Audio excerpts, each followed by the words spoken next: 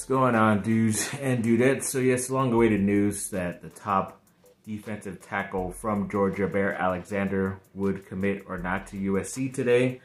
Came pretty official because he was supposed to set up other visits, but decided just to commit on Sunday instead of going on those other visits. So it was pretty obvious that he was going to be choosing USC, which he did. But overall, definitely very excited about this. He was one of the top players for Georgia, even coming off the bench and not even playing as a starting role last year for them. So he was definitely a very talented freshman that still got some playing time and will definitely be playing right away if I had a say in it, if I was a defensive coach for USC. But pretty sure that's why he chose USC, and maybe they offered a little bit more money and opportunity to make some money as well than what maybe Texas or Miami could have done right at this second. But either way, it's a big win for USC football. Maybe hoping that the guy that he did commit to Georgia with, I think his name was Michael Williams, who was once committed to USC last year, ended up going to Georgia because of him. So maybe he will end up transferring, maybe not this year, but definitely the following year. So either way, still get 2 years of Bear Alexander because he is only going into his sophomore year. So like I said, definitely looking forward to this. It is a big upgrade for USC's defense, and maybe it's not a big enough upgrade to help the defensive coordinator, Alex Grinch, to keep his job next year, depending on how bad he does, but it's definitely going to help out the next guy to come in either way. So like I said, this is a big get.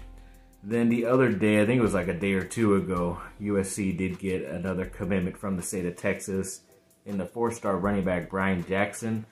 In some places, if you look, he is a 3-star, but I'm pretty sure he's most likely going to be a 4-star at the end of his senior year. And he's a pretty big dude. He's a very thick, stocky guy, but he definitely has like a lot of speed to be able to build up and dominate out there as he is right now. And he kind of is getting the comparisons to Alendale White because he is a thicker style running back who is very fast as well. But either way, I still think it's a nice get for USC's depth in the future at the running back position, because even the two guys that they got in this recruiting class, Quentin Joyner and Amarian Peterson, look really good as well, both from Texas also. So once again, Lincoln Riley's dipping into Texas, stealing that talent. As long as he's still away from the University of Texas, that's all I care about. Yes, definitely looking forward to maybe hoping this guy signs early in that signing period in December. So we'll see how it goes. Then they also did set up an official visit with that one Wyoming offensive lineman that we talked about the other day, Emmanuel Pregnon. I believe that's how you say his last name. He did set up an official visit. I know Cameron Johnson from Houston was on the visit this weekend to USC, so I know they're definitely trying to get after these two talented guys from smaller schools, but they definitely have the ability to come in and compete and maybe start for USC in the near future. So hoping for the best to maybe get him, because we did lose out on Cortland Ford and some other guys. I know Ford the other day said he was going to Kentucky, or he's committing over there. So good luck to him. Like I said, it's nothing, no bad ill will towards him. I know he was just looking for a different spot, wasn't getting enough playing time, and yeah, good luck to him either way. But yeah, hoping to get Pregnon on USC's roster sooner than later. And when it comes to the new NIL company, House of Victory, each day this last week, once they kind of started to get going, every day they've announced a new athlete that is signing on to their NIL committee. So the other day, I think it was Thursday, Raya, I want to get this name correct, Raya Marshall, she's a women's basketball player. She did sign onto their NIL thing to get some more support when it comes to ads and getting some more money out there. So that's pretty cool for her. And then also on Friday, they said their second football player in Kalen Bullock, who's one of the stars on the defensive side, is looking to get drafted high in next year's draft, also signed with their NIL opportunity. So that's pretty cool. They're definitely trying to get some of the better talent out there on the USC rosters with all those athletes. So see who else they can get, but maybe we'll see if they keep announcing new players each and every day. That'd be pretty cool. And then Top 247 Sports recently put out a list of the top 10 college football teams that are going into 2023 with the most hype, or maybe people are looking forward to the most.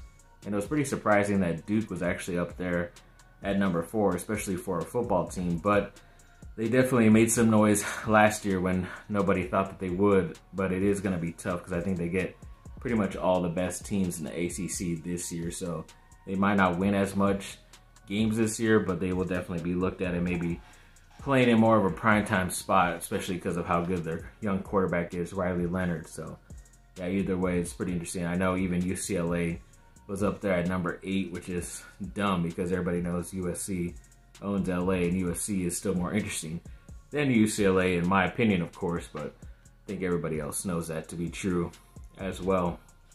Then an NBA executive recently said that the Lakers would most likely be trying to pursue Trey Young over this summer, which is pretty interesting because I know he's obviously still playing in the playoffs with the Atlanta Hawks, and yeah, he's an okay player. It's obvious that Dallas won the trade when it comes to that year for Luka Doncic when they drafted him actually instead of Trey Young. But overall, I think he maybe has a chance to play good alongside with LeBron and Anthony Davis. But to be honest, is he a bit of an upgrade more compared to D'Angelo Russell, who is on the team? Yes. I just don't know how much money-wise he could really make that work, especially with the new collective bargaining agreement that recently happened. I heard it's pretty tough to get like guys who already have big contracts onto your roster or past contracts or something like that. So he is on one of those max deals or max extensions from his rookie deal. So I don't know, it could work out.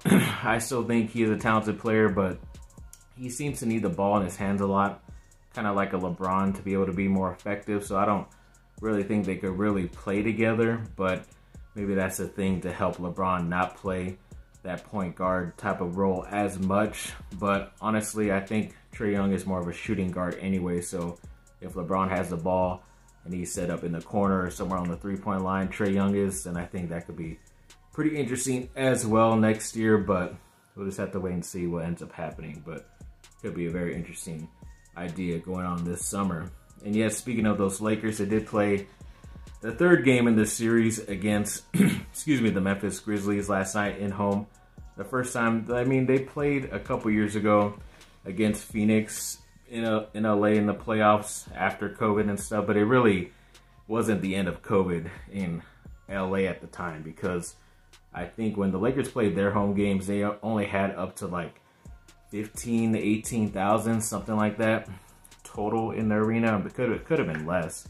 But then when they went on the road to Phoenix, who they were playing in that series, that crowd was full and it was a sold out crowd. So it really wasn't a fair thing in my opinion. But now it's fair. It was pretty much a sold out. A lot of the stars came out. It's pretty cool to see. But yeah, even from the start, the Lakers were going to win this game because they were pretty much leading like 35 to 9 in the first quarter at one point. I think 9 points was the only...